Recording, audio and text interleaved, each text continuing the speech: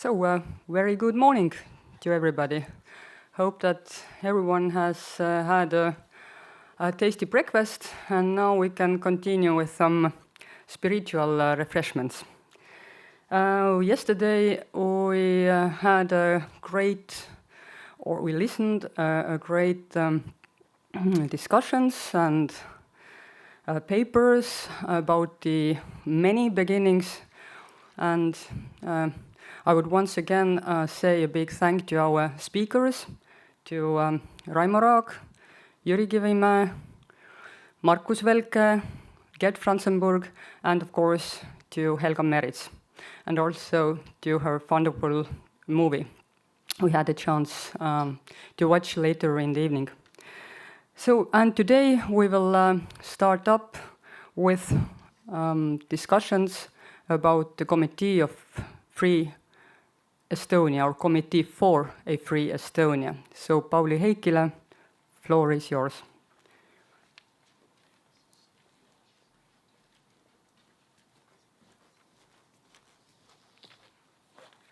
Okay, yes.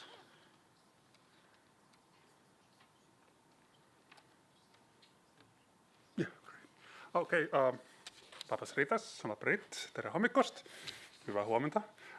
So can start the day with a very, not an easy start for the morning, but very historical and scientific presentation on the Committee for Free Estonia.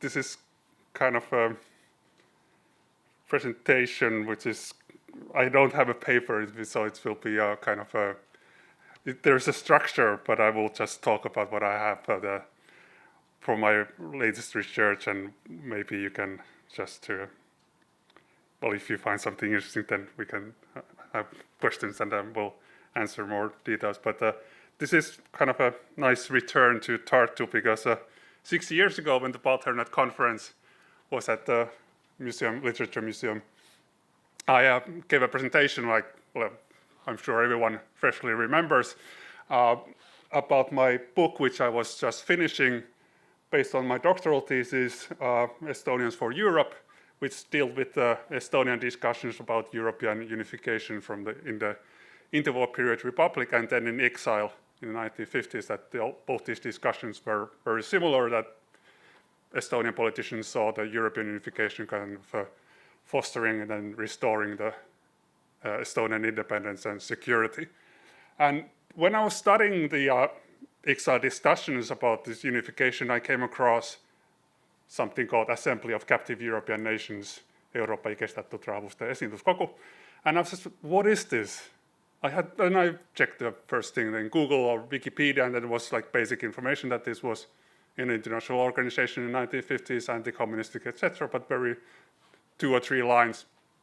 And I really thought it had something to do with the European unification, and it's part of the Council of Europe or something like this.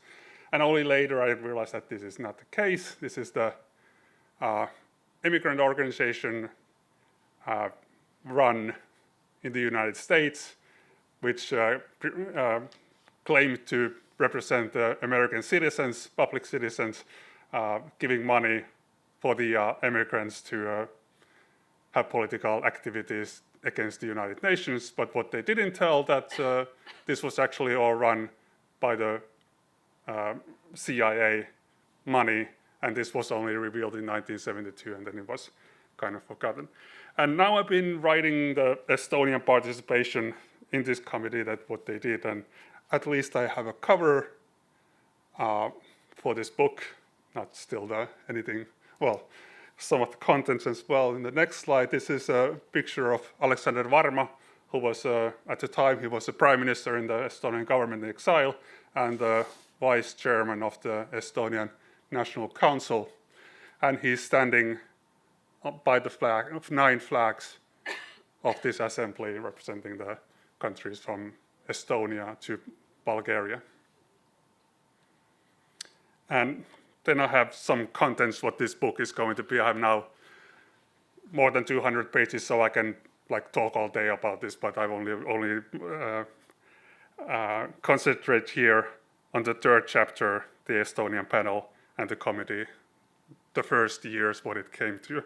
And this presentation is not kind of because Kristina had a presentation about the Latvian Free Committee a few years ago at the ARPS conference at Stanford, so this is not that kind of conference presentation, but I'm trying to explain that how did I do this research, like what archives I used, etc. So it's not the typical scientific presentation. And this picture, or the front page of the Estonian the biggest newspaper in the United States, Vaba Eesti Sõna in New York, had a front page in September 1972. When the ACN was dissolved, the public money was cut in the 1st of January 1972, then these old immigrants restarted the organization as incorporated, and they opened they continued with the smaller money than earlier, but they started the 19th session in September.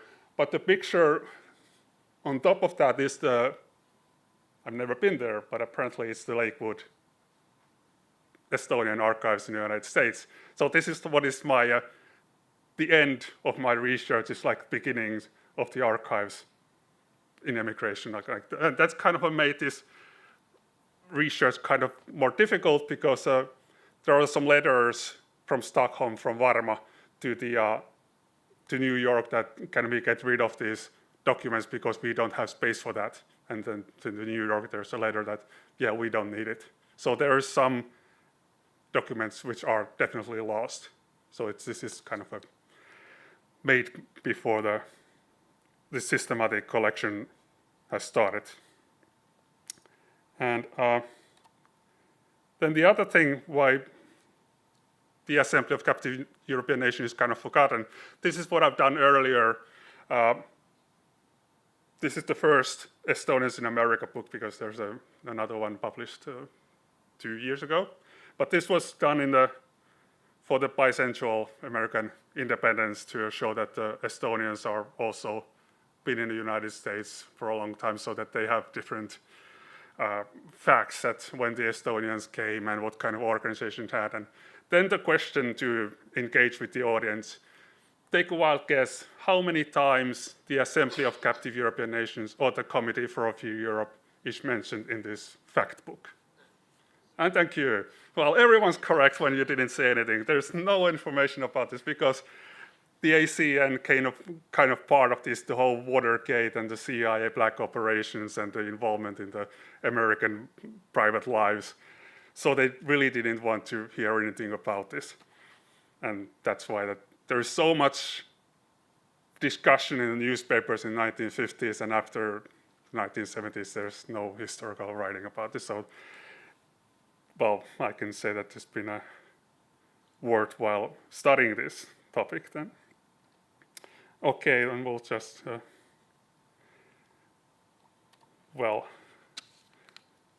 talk first about the Free Committee. It has, predates the Assembly of Captive European Nations, still part of the American Cold War political front organizations. And this is where you have to go to Stanford, to the Hoover Institute and Archives, where the Radio Free Europe or the Free Europe Committee archives were taken, and they were, I think they started like systematic organization of that in the late 90s, but they're still doing that because there's so much material, then they would really want someone like speaking these native languages to go and study them to still. But there's corporate files, what I'm using, but then there's also the broadcast files, which are about the radio broadcast by the Radio Free Europe, but that wasn't really a Baltic thing because that never happened. And it doesn't really, I think doesn't pay any effort to go to the National Archives at Washington to study the foreign ministry, because that's more higher level American politics discussion about this, because at the Hoover there's the correspondence from the Baltic leaders to the Americans and also their international conference, so it's quite enough to go there. And when the Cold War became colder at the end of 40s, the Americans really started having this. This was part of the Truman doctrine to stop the communist expansion. One of them was to elaborate the concept of the free Europe against that the half that was occupied by the Soviets. They founded this kind of somewhat from the private enterprises from a Time magazine, and then the former leaders from the operations, the former CIA, but it was pretended to be totally private thing, the National Committee for a Free Europe, which changed its name first to the Committee for a Free Europe and then the Free Europe Committee in 1954. I will just talk about the Free Europe Committee. And this mostly renowned for the Radio Free Europe, but they also had the Crusade for Freedom, which collected money from the American citizens and made a public propaganda for the cause. And then these three committees, which were founded for Poland, Czechoslovakia, Hungary, and Romania and Bulgaria, already in 1949, which was kind of to activize and organize the Eastern European immigrants in the United States. But the point was that there were now very few Baltic immigrants at the time in the United States, and the first letters by the Estonians was Ernst Ein, who was an academic from the law in the American zone in Germany, contacting that we've noticed that you have this organization. Are you also accepting Estonians in it? And then the Kare Robert Pusta, who was working at the General Consulate in New York, also asking from the State Department that Estonians really want to be part of it. And the response was, we would be very nice to see Estonians, but we cannot find anyone. So it took them 2 years until these consultative panels for Estonia and Latvia and Lithuania founded in June 1951. And Ernst Ein became first chairman, but after half a year he got a job in the university in Los Angeles, and then he had to go. And the new chairman was Leonhard Wachter, who was also a lawyer. And then there was these fellows. This is a Committee for a Free Europe in 1953. Ilmar Raamot, Alexander Kütt, Johannes Klesment, Adolf Berandi, Leonhard Wachter, and Axel May. Well, you don't have to remember the names, but it's very that both Kütt and Wachter are in the center because they are kind of central figures in the story in this presentation. And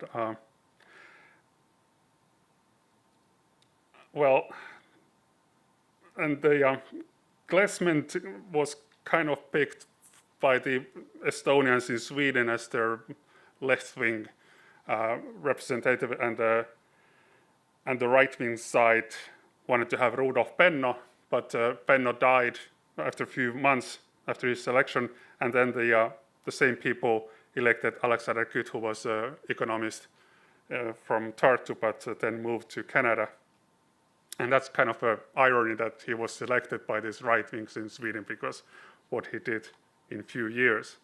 And I don't know if, because Adolf Berandi is called the chair in the meeting of the Committee for a Free Estonia, but he might also be the chair of the Estonian World Council, so that because the sources are so scarce.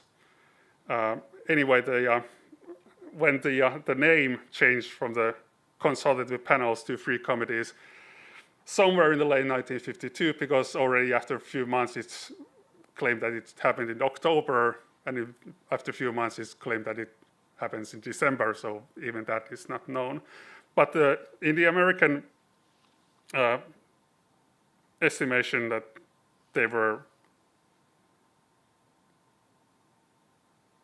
like really praised as functional and better than these other immigrant groups from the Central Eastern Europe, more organized and less political pickering.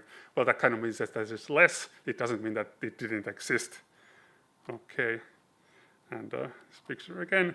So one of these activities, what the three committees did, the same estimation that the Estonians really understand is it's only a functional character. It's not representative of the Estonian diaspora as such, but only functions to collect information from the home countries and then inform both the American audience and then the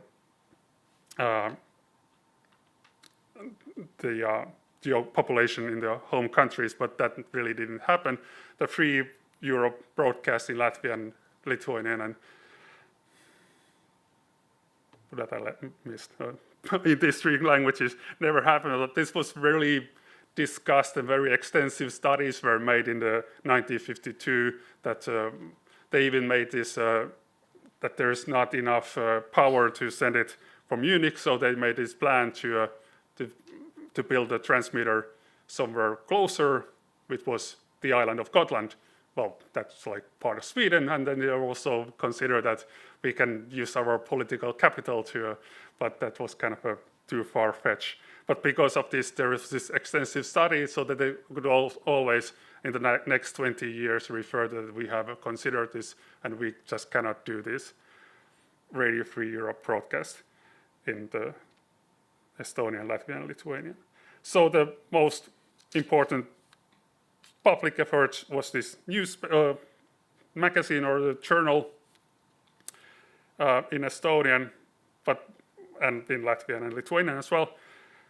And but more importantly, they had this English cooperation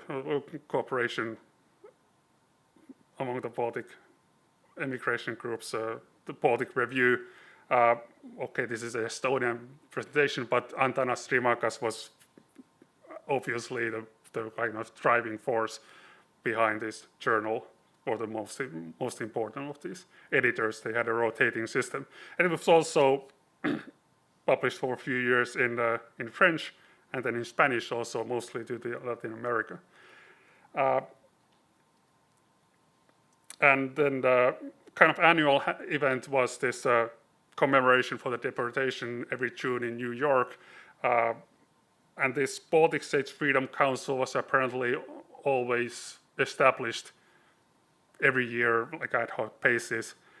And it's sometimes it's kind of misspelled as a Freedom Committee, but in 1965 they both existed. So the other one was doing stuff in the United States, the other one made this publications abroad. And this was pretty much because the budget by the Free Europe Committee was cut to these immigrant activities to half. So this was kind of the last thing what they could afford to do, and not kind of the getting better things. And then in November in '65, there is this Baltic rally in Madison Square Garden, which kind of then starts by the younger generation, which starts the Baltic appeal. So that's kind of where the old generation ends with this commemoration in 1965. And some pictures. There are actually two Baltic reviews. The first one is the double number 2 and 3, and then 15 years later, the number 23. But the display is very much the same, so that it didn't change very much from the outside, but not so much even from the inside, that the Soviets are still occupying our countries, and all the everything is pretty much the same, but we are still keeping the flame up. And then there's in the corner, Võitlev Eesti, more well designed. It's made by Edmund Waldman, who was a caricaturist and got numerous prizes, so it very looks like that as well. And then there's more gross anti-communistic propaganda in the Hispanic revista Baltica, really showing what the anti-communism was. That okay, probably made by Waltman as well. So I'm going to this political pickering. So this was kind of the good side, and this is like for the dirtier stories. That of course there were political differences, and first of all there was this inside American immigration. Very this kind of shows that the value of the newspaper material, that they usually published more in the newspapers than was written down. So some journalists attended this meeting, like this discussion in the Estonian American National Committee in October '54, and they really asked that, what is this committee? I've never heard about it, and who is there, and who nominated these persons, and what does it do, and who reads this Voitlev Eesti, and because we are Estonians, only Estonians speaking Estonian in the United States, and we hardly ever see this, and all these discussions was discussed, and then there was has been a rumor that Perandi wants to fire Vahter as a chair, and that well, maybe if it wasn't true, but anyway, that the relations in the pre-Estonian committee wasn't going smoothly. That's what at least it tells. But more importantly, that the Americans very well knew that there is a gap in the Estonian diaspora, pretty much representing the Estonians in Sweden as the Estonian National Council, and then the Estonian World Council in New York, that they had Pickering, and the Estonian National Council had also asked since 1951, and we also want to be part of your organization, but we cannot join the Estonian World Council, and that kind of, and there's also the archive material is still in Sweden, and then in Minneapolis, in the Immigration History Research Center, that there's the same letters across the Atlantic. But this kind of discussion was more fundamental, so it wasn't only that we want to be part of it, but kind of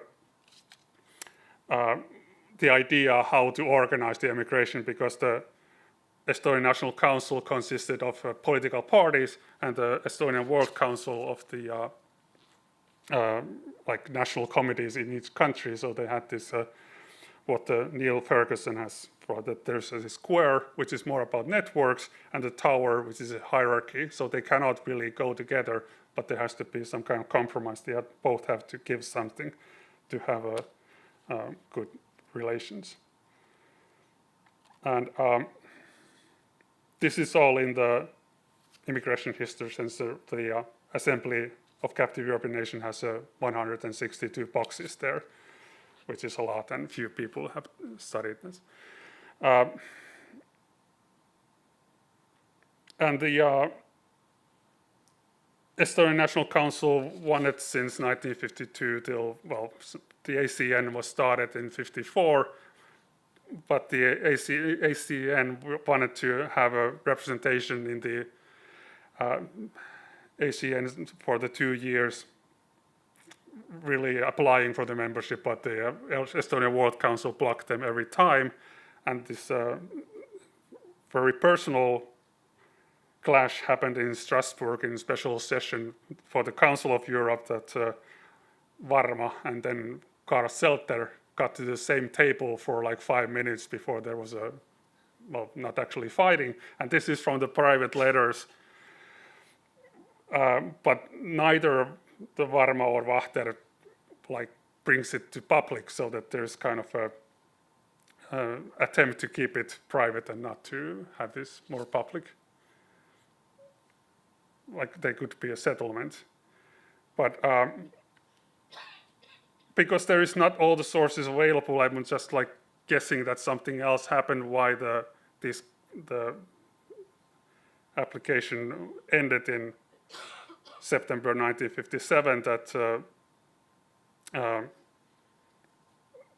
the Estonians in Sweden were given 2 seats in the Asian delegation, and also that ACN founded these foreign delegations around the world, and then they also founded one in Stockholm, which was dominated by the Estonian National Council. So that kind of cooled down some meaning so that they could cooperate with the ACN through that.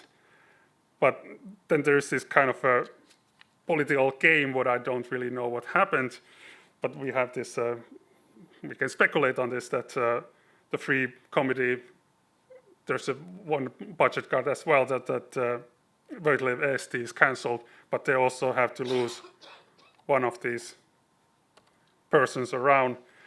What happens, and the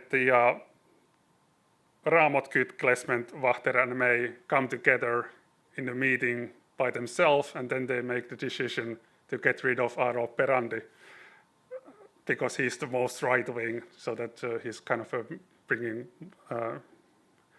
so that he doesn't get along with all the others. And then he's invited to the meeting to hear the news that you're off. And I know this from a private letter by William Tomingas to Kaarel Pusta, which was wanted to do research on Pusta's years in the States since 1940, and I was reading all his, so it pays effort to study something totally different what you're actually studying, but something close to that. You might find something interesting like this. This would have been impossible to find this. And then, okay, after this, Kyt is probably the organizer behind this firing, so he becomes the chairman. And what happens next, that Klesment moves to the Library of Congress, so he has to be replaced. And then Kyt also announces that we have selected a socialist, Raimond Kolk, to the Free Committee just by himself. And then there's a huge scandal in the Estonian immigration in New York that how is this possible to have a socialist representing Estonian immigration? That cannot be happening. And that's why I'm throwing this, is that it took me a while to understand what really happened in spring 1955, because there was a lot of meetings, and then I read them in the archive hall in Minneapolis, that this doesn't make sense because they refer to the previous meeting, but like in the March 23rd, I don't have the meeting to March because it's only in the Vaba-Eesti Sõna in the newspapers. So only when I got all the sources together, I could chronologically follow, and then it made all sense that first they are really demanding that the Committee for Free Estonia would withdraw from this decision, the socialist member, and but the Kyt really much says in the first meeting that we are doing what we want because we are entitled to have a broad political representation, and we can nominate from ourselves what we do. And gradually, in a half a year, in the last meeting, they are really much agree with that the socialists can stay, but please don't do any more of this kind of decisions which are detrimental for the political struggle. And that kind of ends there, so that the Estonian World Council doesn't really refer to anymore to the Committee for Free Estonia after this.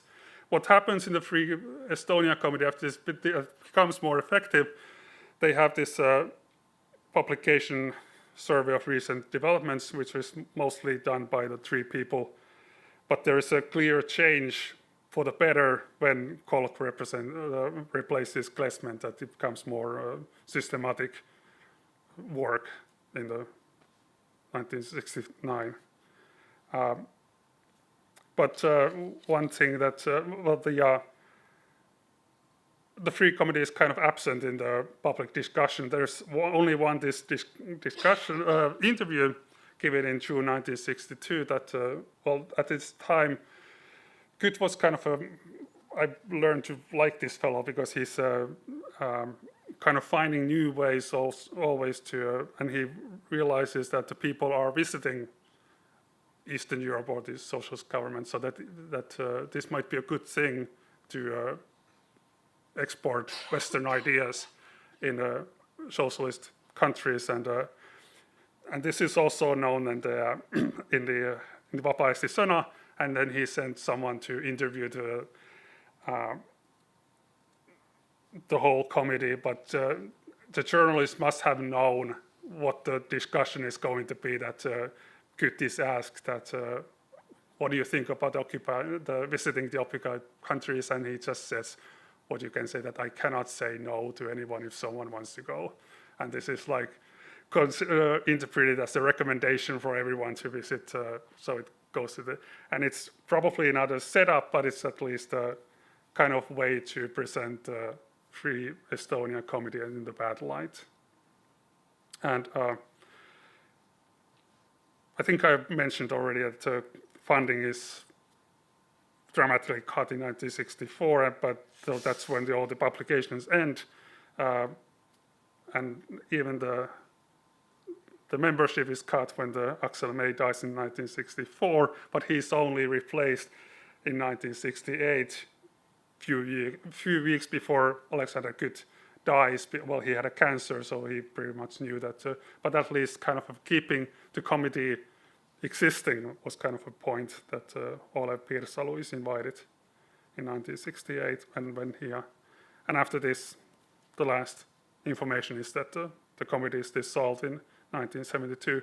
But in conclusion, that this was founded in the Stalin time, in the Truman administration, so it kind of bared the whole time this kind of that it should be perhaps a government exercise, some kind of representative institution in the Estonian immigration, what it never actually wanted to become and wasn't ever intended to be, but it was intended to be this kind of information collective committee, and that's what it did in a very good way, I would say, at least very effectively, what they could do in exile across the Atlantic. And I'm just going to show that also how this was made, some funding, some acknowledgements that, and thanks for this, everyone who really gave me this funding to, and also kind of showing that how you can apply for different, what kind of institutions there are, at least funding my research. There's like, as a Finn, I could apply for the Finn, but I've really exaggerated what is the connection to the Finnish history, because there really isn't so much. But but it's interesting viewpoint for the Cold War in general, and not only about the Baltic history. That's been my point of departure. And the last slide, I'm pretty much running time already. Something new ideas what I would really do next if I had the same energy what I had 6 years ago when I started this. Like, I really wanted to do this pre-Batun history, but then I realized that now someone should do pre-Free Committee history, because this early 1950s there's how the Estonian organization really came about, and how that would be the case of how to settle in a new country, which interested also others. So you have to go to the Minneapolis to study this. The other gap which I will definitely have is Canada, because it's not just neighboring the United States, it has the whole country, and it's very different. So I really wanted to stay away from the Canada. That they might be interested of showing that what was this ethnic diversity before they had their own flag, because there wasn't so much immigration before that, only the Baltic. And they also had this cooperative organization called the Baltic Federation, very much like if you want to study the Baltic history. And then you have to go to you can also visit the VEMU, but definitely the Canadian-Lithuanian Archives and Museum in Mississauga, neighboring Toronto. I really want to advertise them because they treated me so nicely, and it's the most peaceful archive I've been, because it's next to the cemetery. And the ladies last, the Baltic Women's Council. It comes in the newspapers, and apparently their archives are in Lithuanian Research Study Center in Chicago. But if you go to the website, and probably in English, you don't find it in the list. You have to click the Lietuviškai, and then there's another list, including the Baltic Women's Council. And because if you want to study this transnational cooperation, this might be much better than these old men with their bald heads. That this is very much because I got these pictures with old men trying to smile and, well, not to smile. But this is the only picture I found in the Assembly of Captive European Nation publication, the ASEAN News, that had only women. This is from the reception of the Estonian independence in 1968 for the 50 years. And there are 2 girls, so 50 plus 50 is 100. So this is my congratulations for the 100 years anniversary for the Baltic states. Thank you for your attention. Thank you, Pauli. So now it's the really good opportunity to ask questions or discuss.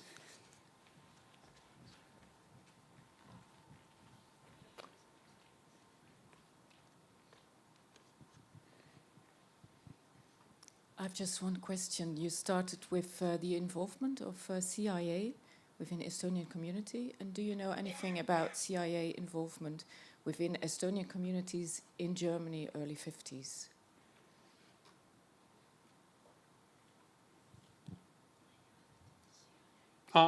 Well, I could say no. I don't know. Well, that was kind of what the Free Europe Committee had a lot of activities. So there was a lot of not particularly to the Estonian diaspora or national groups as such. But, well, I really wanted to say, well, this is one example what I could have said yesterday, that there was a Free Europe University, Free University in Exile in Strasbourg, which funded these immigrants to train them as become future leaders. So, which was in Strasbourg, and like they had courses there, and there was at least Andrus Saareste was teaching there, but then they had like 20, 30 Estonian students for the 5 years what they had. For example, Alexander Lloyd, who was then in Uppsala University.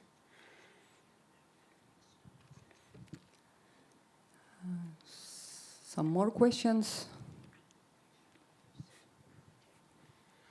I was just wondering during your presentation, to what extent have the things you talked about been important to the, let's say, ordinary Estonian men and women? Yesterday we heard a lot about the fight to survive, to settle somewhere new in the world, and how important were these political discussions you talked about for those people? Do you have any evidence concerning this? Yeah, well, this is definitely like political history, so I'm dealing with a very small elite. So I think that the average Baltic immigrant, refugee really didn't care about this. And well, Eduard Stegnis, I'm supposed to know the older gentleman who's written about the Latvian diaspora. He told that he lived in Britain, and he told that a lot of his friends don't really want to identify themselves as Latvian immigrants because of this political pickering among the elites, so that they really don't. They want to make a distance from that. So it wasn't really something to be proud of it. So I think that the politicians really, what it mattered to them was that they just keep the Estonian, Latvian, Lithuanian name alive in the diplomacy and not so much in this. It kind of changes in the 1960s and with the American congressional action for to free the Baltic states. Yeah. and then the baton to kind of mobilize the immigration larger. But then they are already citizens and not refugees.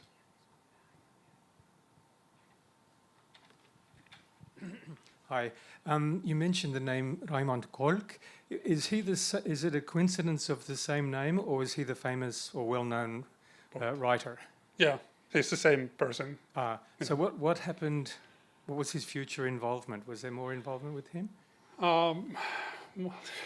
This is embarrassing because I was going to read about him yesterday, on Monday, to Tallinn, but all the libraries were closed, so I can't really answer that. Yeah, but I'm looking for that good question anyway. But that was a good question. Okay, some more comments or questions? Not at the moment. Okay, thank you, Pauli, once again. And now we are going to. Now we are going to have an overview or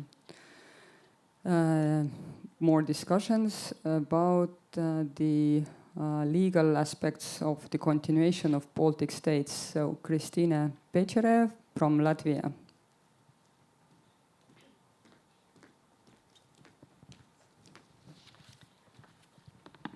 So, good morning, ladies and gentlemen. Actually, I'm now really perplexed because 3 weeks ago in Stanford, I was talking about the Latvian committee, the analog committee to the Estonian that Pauli was talking about. And if I had known that Pauli would be talking about the Estonian committee, the Latvian case would fit here much better than my today's topic does. But we, of course, will not change my topic today. What I just wanted to add to what Pauli said, actually 3 points, because I was kind of looking to these committees from a different viewpoint, not from these internal bickerings, but from the bigger picture, from what the United States Department wanted to achieve with creating these committees, because that is not a Baltic initiative. That is initiative of United States State Department, financed, as Pauli said, through CIA. Everything they did, including these Baltic committees, they had to get it approved with the parent commission, parent committee, the Free Europe Committee. They had to follow policy guidelines that was worked out by the Free Europe Committee. And what I just wanted to add is my two main conclusions from what I researched on this Latvian committee, and probably it works also from Estonians and Lithuanians as well. The two main things that this initiative gave platform for cooperation, which probably wouldn't otherwise be there. Of course, Estonians, Latvians, Lithuanians would cooperate anyway, but my point is that Latvians and Albanians would probably have a hard time finding something to do together, if not this structure of Free Europe Committee. And other thing, which is probably very important, and it also kind of answers the question what an ordinary diaspora member, what an ordinary refugee had from it. You have to understand that in mid-50s, people that had just come to the United States, they had to settle, they had to work, they had to somehow form things to create a life. And political activities, of course, only this political elite was interested in them, so very actually, but any activity needs to be financed for it to operate. And in this very early period, the community as such was actually not able to finance some extensive things because it was just forming. Donations, you can donate only when you have for yourself. So this amount of money, it was around $60,000 US dollars per year for one committee, so for Estonian, for Latvian, and Lithuanian. In mid-50s, it is a huge sum. It would never been there just from the community. So this effort, this financing from United States government, it gave a possibility to do these political things in the very beginning, in the time when it was the most difficult because of these, because of the community just settling. And that's also a point we have to keep in mind, like our prehistory or the beginning of what Lithuanians or Estonians or Latvians very successfully afterwards did themselves, also financing themselves. Okay, so much about about Pauli's topic. Coming to my own presentation now. I will not be telling you much about diaspora history today. My point is more here like throwing stones in a pond to make you think, to make these circles go, to make you think about the bigger picture. I'm somehow drawn to bigger picture.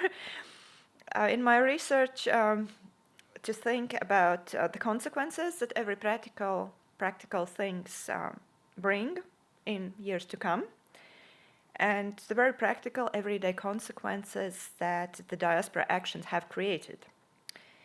Where do we start? As many of you already know me, but few probably does not.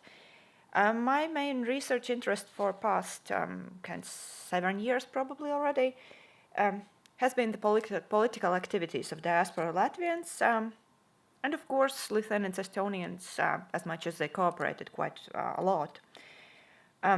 All those things they did in United States or Australia or Canada or Germany or Sweden, Brazil, Venezuela to keep alive the idea of Baltic independence and to somehow promote the restoration of Baltic statehood, starting with such organizations as these committees and moving through the years up till the Singing Revolution and restoration of statehood. And I'm usually, not usually, but often echo the questions like, okay, and were they successful in what they did, meaning Latvians abroad in all these political things? And I then have to ask back, what do you understand was successful? In 1950s, 1960s, did they manage to throw Russians out and restore the independence? Of course, no. It would be naive to think that it was possible. But if we look for the success, for the one single accomplishment that has to be singled out, then my answer was to be that the most important, the thing that turned out the most important for their home countries in the 20th century, then it was the preservation of the so-called non-recognition policy in the Western countries during the period of occupation. I'm sure that you all know that majority of Western countries did not recognize the incorporation of Baltic states into the USSR. The whole period of Soviet occupation, the Baltic states legally, but not practically, so de jure versus de facto. Legally, they continued to exist throughout the whole Soviet occupation as legal entities. And in 1991, not new countries were created, but old ones were restored. That is why we are celebrating 100 years and not 20-something since the 1991.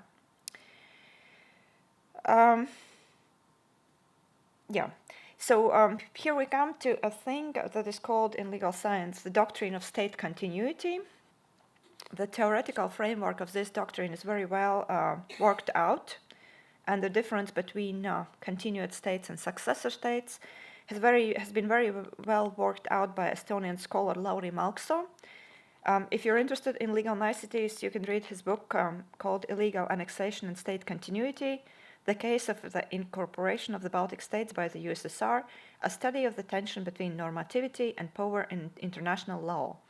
The book came out in 2003, and together with another work by Latvian scholar Ineta Ziemele, named State Continuity and Nationality, the Baltic States and Russia, these two books basically cover the theoretical legal basis for the state doctrine, state continuation doctrine in legal science.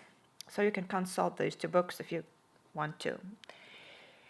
What interests us today is the fact that the Baltic diaspora over time, again and again, identified possible threats to this non-recognition policy, namely the existence of this continuation, and they took active measures to ensure that this policy be continued. And of course, we have to mention the Baltic diplomats, diplomatic corps here. I'm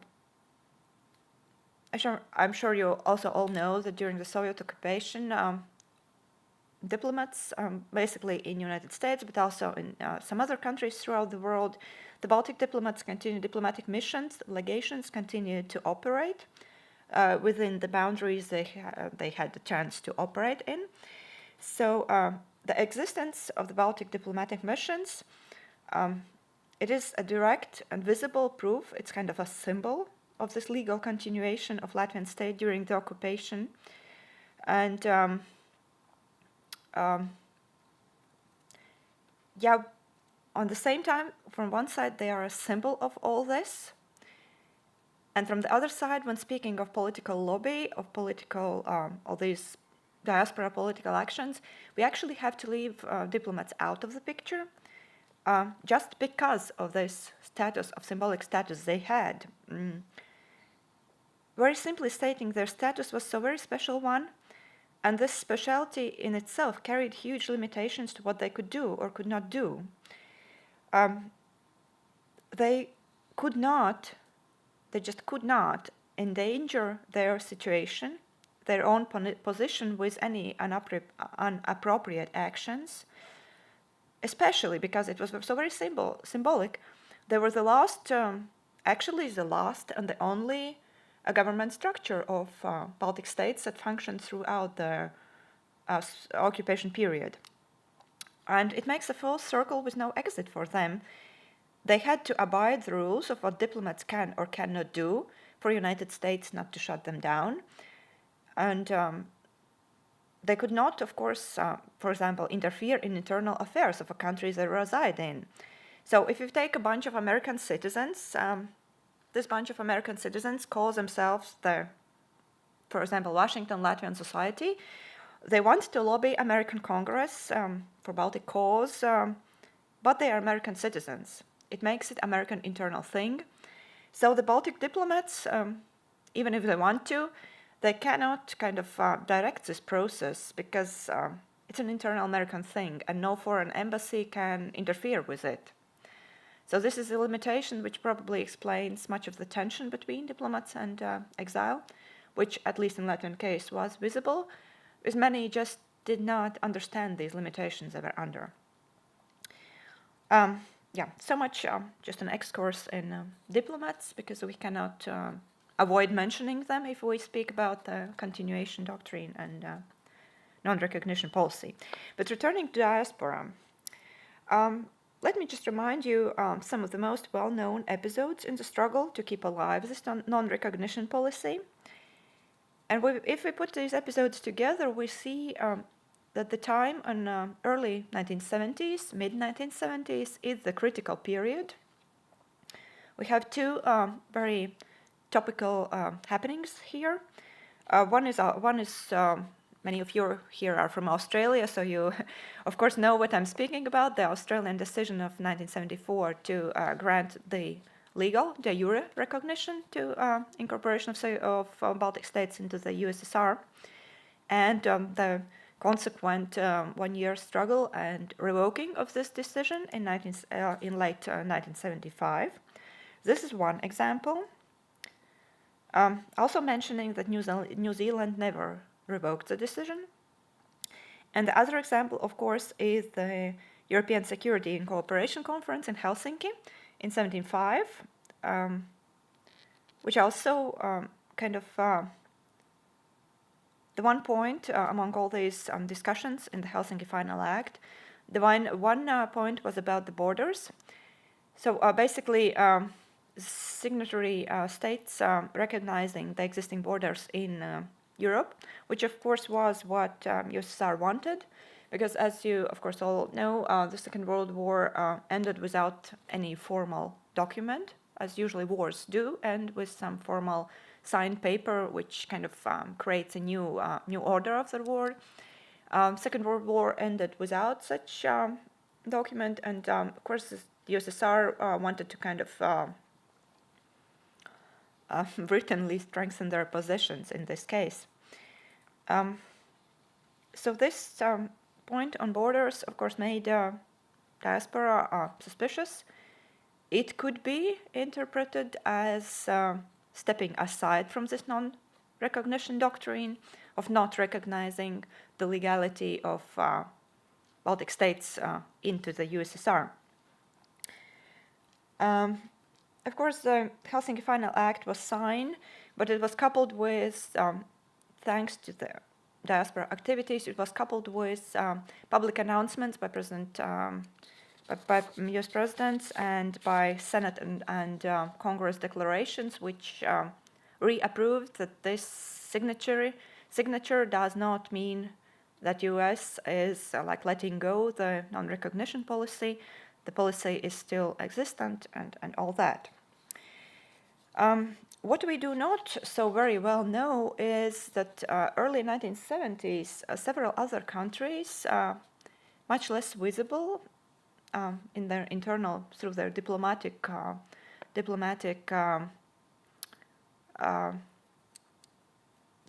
net, so through the system, several other countries were interested in this question, what to do with this policy, which is in 1970, it's already 30 years existent, that we still recognize countries that do not exist for so very long time, and what to do with it.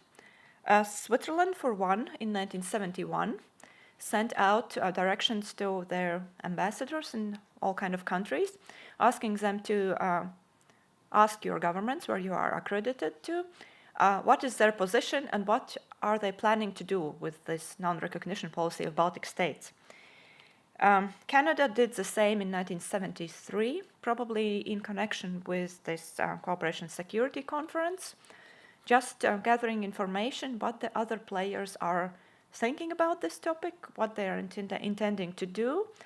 The answers they got were mostly that, yeah, we do not recognize and plan nothing to do with it. But the mere fact that this topic came up in these years proves that with all this thawing of the Cold War, with all the talks with Soviet Union of disarmament and everything, this topic came to the surface, and it could very well have been that the policy would have been deemed outdated. Probably it could have been sacrificed for achieving more important negotiations with Soviet Union, like arms control and atomic weapons control. That is just, of course, a speculation. It did not happen. But all these talks around this topic are kind of warning signs that something could have changed. But the Australian, mostly the Australian reaction on the Australian actual changing the policy showed that Baltic diaspora is there. They can mobilize really, they can mobilize forces that really nobody was expecting. Australian government certainly did not expect such a problem come out of it. And I've met this mentioned in several documents also in United States, internal kind of correspondence between government, not even officials, just clerks, that you see what happened in Australia, well, such a fuss, we just better don't touch the question. Yeah. So it is one thing that kind of proves us that because of, not only, of course, the non-recognition policy was enforced not only because of the diaspora actions, it also is, and it has to be understood that it's not just that what diaspora did, that kept some kind of US policy alive. That has, of course, a lot of other reasons, a lot of political, of conceptual, of big policy reasons. But of course, one of that we can safely say that diaspora activities was one of the reasons why this policy kept alive. so long. And actually, this doctrine of state continuity, it is quite a common thing in international law, but Baltic states is the absolute example in prolongation of such situation, because 50 years is a very long time. And we can safely agree that diaspora Latvians were of some importance. They had some influence in the upkeeping of this continuation idea of this policy of non-recognition. But why it's so important, why I speak about this policy, why I single it out as the accomplishment for the Baltic states of diaspora. Of course, first, but we also know that it was crucial for renewal of Baltic states. It would probably be much more difficult to create a new states than to kind of say that we just reverse the wrong and restore our states. But there is much more of that. And here's a place where I would like to show you a book. It's unfortunately only in Latvian. That is a common effort of, well, I had the pleasure to coordinate this thing, and there is small my text inside as well. It is a 4-year effort coordinated by my institution between Latvian law scientists, Latvian historians, some I think 11 or 12 people, to create a practical book about the continuation doctrine in the history of Latvia, kind of furthering the works of Lauri Malkso and Ineta Ziemele, which are purely theoretical. Here is a huge part on history, what really happened, and quite a big part on how it influenced, how this continuation doctrine influenced the Baltic states in which we live now, influenced all this orders that was created after 1991. And it influenced actually much more than you would think, or at least for me, it was a revelation, you would say, how really many things in that order we live now in was influenced by this mere fact that the countries were restored and not made new. So I will just name the few most key points from this kind of excerpt from this book. If we get a research grant we applied for, we will know that in 2 weeks, in 10th of July.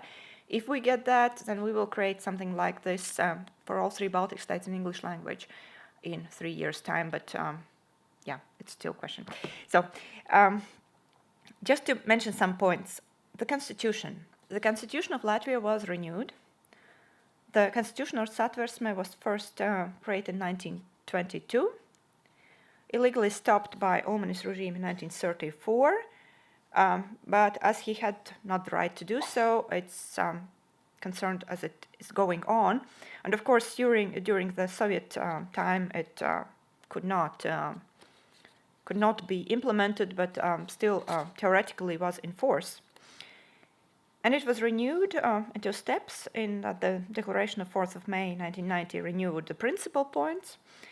And in July 6, 1993, the first, after the restoration of independence, the first legally called parliament fully renewed this constitution, making it one of the oldest functioning constitutions in Europe. Which, of course, constitution kind of quite a lot influences what the structure is of state. Citizenship as well. Who is and who is not a citizen in the renewed Latvian Republic is based on the citizenship law of 1919, with, of course, alterations, and all this discussion with non-citizens and all that will leave it beside. So this 1990 law was not fully restored, but basic principles were taken from it. It was taken as the basis from the new citizenship law. Changing the principle from place of birth, which was the principle in 1919, to place of blood, to those that were citizens in up to the 1940. State borders. Latvia and Estonia renewed their border between the two states as it was before the occupation. Also because of this principle of non-recognition, of continuation of these states. The question with Latvian-Russian border is, of course, a more difficult matter. Russia, of course, was not willing to restore the borders like it were before the occupation in 1940, because the Abrane district was added to the Russia later, 1944, if I remember correctly. And it was quite a struggle to reach a satisfactory agreement, even if it was clear for Latvians that Abrane has to remain in Russia and we will not get it back. Still, to form this agreement between the two states so that it would not endanger this concept of state continuation, because how you could recognize something that happened in 1944, well, if basically legal is up to 1940, up to the June occupation, and then what comes afterwards, you can just kind of go with these agreements that are forced upon the Baltic states if you want to keep alive the idea that this is a restored state. So there's a quite, I find it really, being not a lawyer, a law scientist myself, I find it really nice construction, how it was done. Like the border treaty was ratified only 2007 with Russia. And the main idea is that Latvia does not recognize the changes that were made in 44, the Abrane district giving away to the Russia, but this 2007 law, treaty, it changes the 1920 treaty between Russia and Latvia, taking into account this Abrane region. So I don't know if I explained it understandably, but just the idea is that if you can't go with something that went on in 1944 because it's not legal, but you still have to because Russia won't give you the territory back. So you in 2007 you just amend that document on which you are basing, like the 1920 treaty, including this change. So for a normal person not concerned with legal issues, it sounds like, well, I found it really funny. Okay, yeah, well, of course, property things and judicial things and international relations membership in international organizations, much of it was influenced by this ideas that states are renewed, not made anew. To summarize all this, on why I'm talking about it and what is my point here. That is an answer to why diaspora research is important. For the last few years, less and less. That is a good sign. But previous to that, I had those questions quite a lot. Why do we have to research that?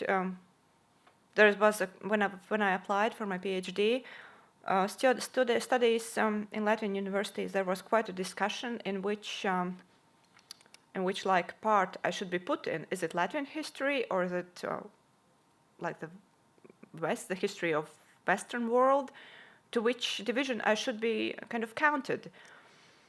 And such when we see this bigger picture, how much really this one idea that was kept alive, partly among other things, kept alive by diaspora, how much it influenced those Baltic states that we live in today.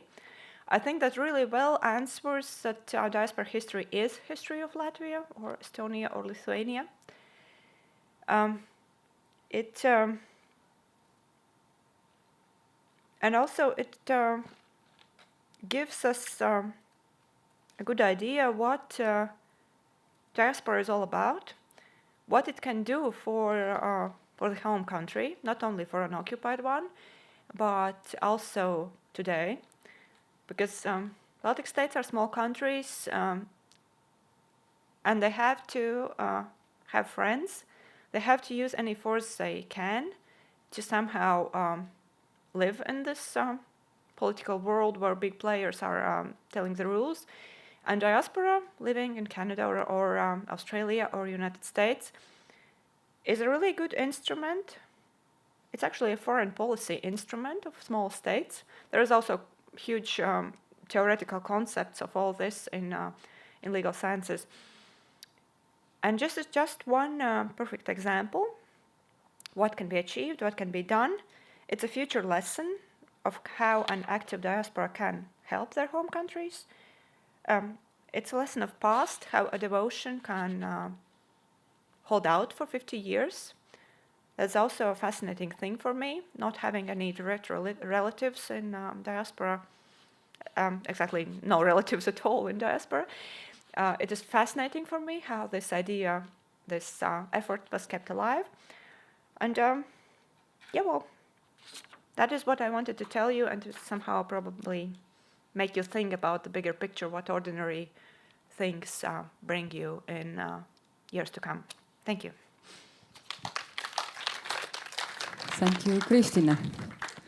Questions and comments?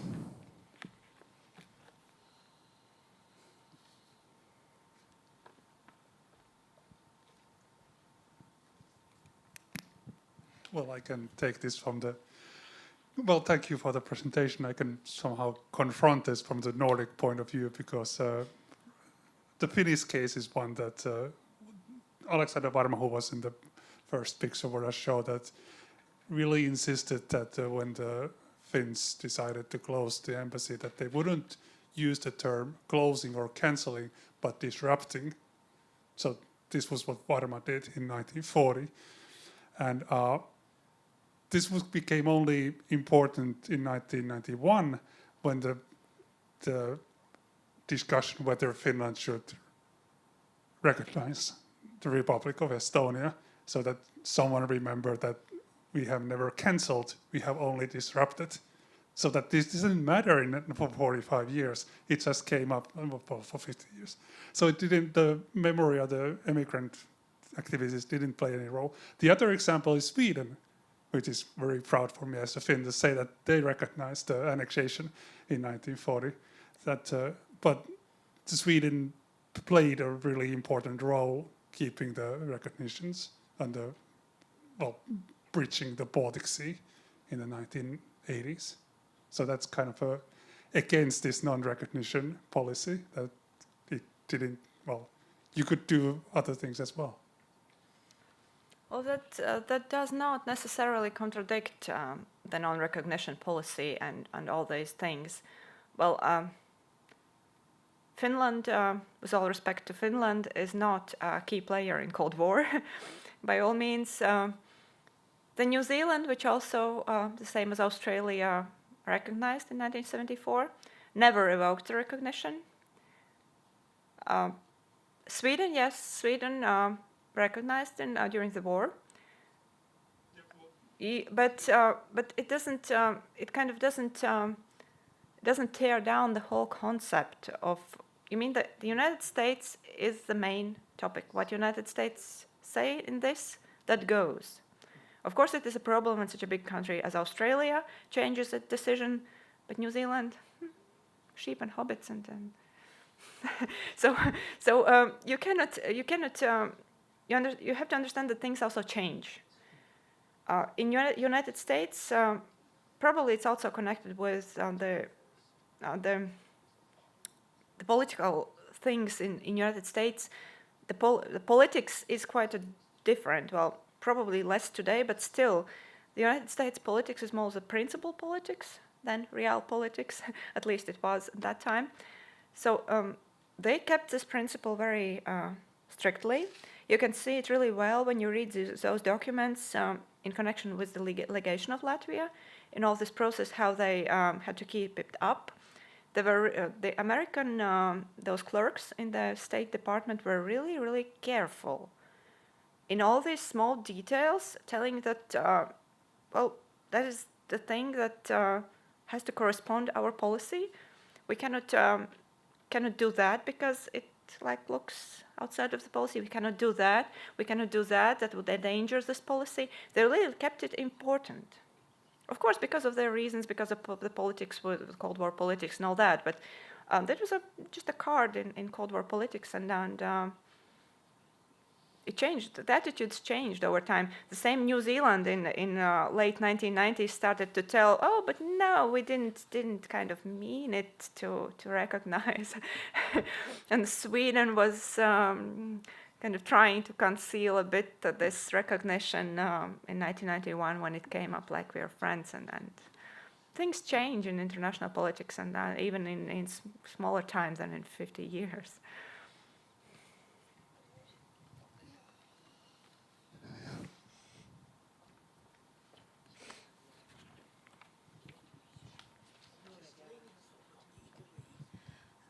Ann Tunden Smith from Australia again. With someone who spent a lot of his life standing outside the Soviet embassy in Canberra, where we live, I researched the question of why on earth Australia would have gone ahead with this recognition in our archives, and I agree with what you were saying, but I'm wondering if you are aware of the political context in that the government that decided to recognise was a Labor government which came into power after 23 years of Conservative government. And one term used by one of the politicians which characterises what happened in those 3 years of Labor government was crash through or crash. So there was a lot of crashing about and smashing of Chinaware and going on to the extent that that government was... There was an intermediate election where that party came back very narrowly, but then at the end of 1975, there was some interesting trickery at the highest political levels, which is still under discussion in our country. You know, was the Queen of England involved or not? Which led to the Conservatives taking power again. Insofar as the Baltic diaspora had an influence, their influence was to go to the Conservatives and say, we are just so terribly upset by this, we are all voting for you this time if you change this decision. And I'm wondering too if you are aware that in fact the changing that decision was just about the first or second thing that the new Conservative government did. So it's not just a Baltic diaspora action. It's actually the forces of the left against the forces of the right within the internal political environment of Australia in action there. Yes, thank you very much for an excellent explanation. That is also a thing that we have to keep in mind, both in case of America, both in case of Cold War, or in Australia, that Baltic diaspora is only just one of the players and by far not the biggest one, which comes into all this structure. Indeed, the Whitlam government was hugely unpopular because of different reasons as well, and the Baltic recognition was only one of them. But still, this Baltic activity had some consequences, because I really have seen in several, of course, in Australia later documents, but also in the United States, this kind of internal correspondence in the documents, that they mentioned this, that nobody expected such fuss about the Baltic question, and so, okay, we better don't touch it because there are even more Baltics in the United States, and it will be bad for next elections for us. That is the point, that they're not concerned about some morals or something. Politics is about elections. You have to be elected. And if your voters can, well, it's just not Baltics. Baltic people can cooperate with all other, with Poles, 6 million in United States, with other these captive nations, and that is a quite force that can influence elections. So.